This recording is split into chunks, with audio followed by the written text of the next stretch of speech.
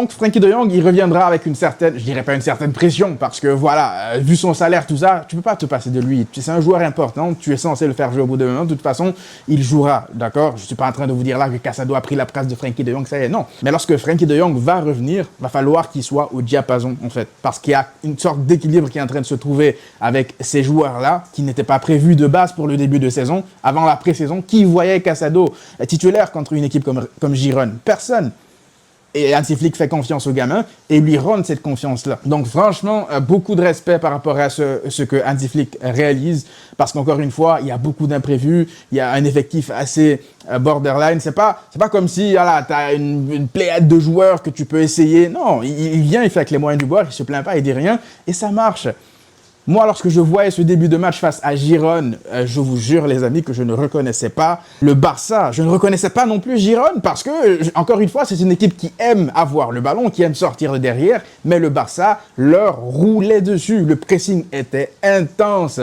À chaque fois qu'ils essayaient de sortir, le Barça était déjà sur les seconds ballons, aux abords de la surface. Les 17 premières minutes, c'était une domination, mais totale. Le Barça a fini...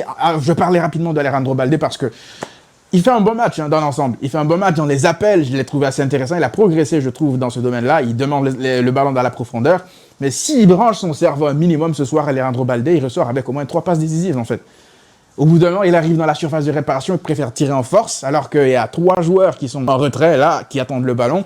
Donc, c'est un axe dans lequel il va progresser, mais au moins, c'est déjà largement mieux que ce qu'on voyait de Alejandro Balde sur la saison dernière avant sa blessure. Donc, ça me rassure un peu. Donc, le Barça asphyxiait cette équipe de Girone qui n'arrivait pas à sortir les ballons, qui n'arrivait pas à respirer, qui n'arrivait pas à se dégager. Et derrière, le Barça, lorsqu'il récupérait le ballon, c'était tout de suite vers l'avant. Ça crée des situations et des occasions aussi, parce que la première frappe de Lamine Yamal, il aurait peut-être dû la laisser pour Pedri. Et puis, waouh, quoi.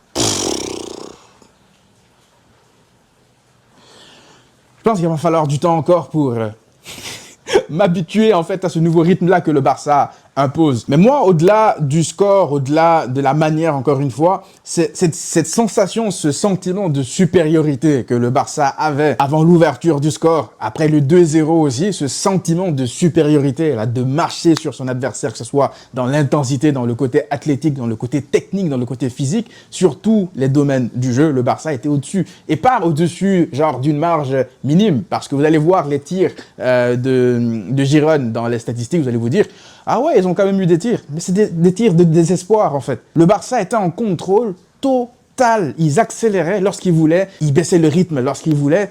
Et je me disais que le but, il allait forcément arriver, en fait. Lorsque tu joues comme ça, face à un adversaire comme ça, qui veut absolument aussi repartir de derrière, au bout d'un moment, ils ont commencé à balancer depuis derrière pour essayer de sauter le pressing du Barça.